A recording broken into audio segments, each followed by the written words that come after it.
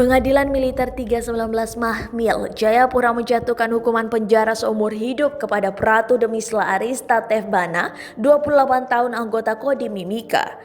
Demisla terbukti menjual amunisi dan senjata api ke kelompok kriminal bersenjata atau KKB. Sidang yang berlangsung terbuka di kawasan Dok 5, Kamis 12 Maret 2020 dipimpin Hakim Ketua Letko CHK Agus P. Wijoyo dengan anggota Mayor CHK Dendi Suryo Saputro dan Mayor Laut Muhammad Zainal Abidin. Memutuskan untuk menjatuhkan vonis penjara seumur hidup bagi Pratu Demisla.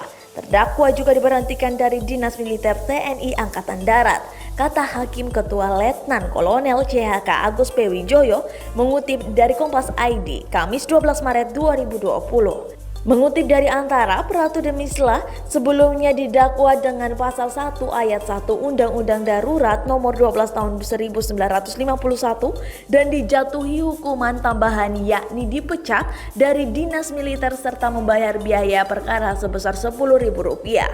Usai mendengar putusan majelis hakim, terdakwa melalui penasehat hukumnya Mayor CHK Alvi Syari dari Kumdam 17 Cendrawasih dan Letu CHK Doni Webiantoro dari Korem 174 ATW Merauke menyatakan banding.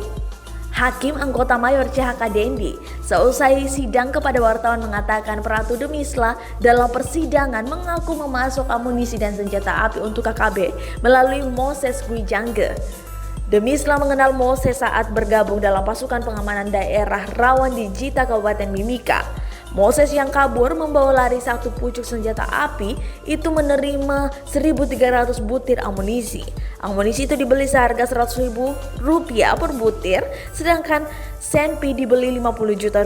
Ribuan amunisi dan sepucuk senpi itu diperoleh Demisla dari rekannya dengan alasan untuk berburu. Hasil penjualan amunisi dan senjata digunakan untuk foya-foya.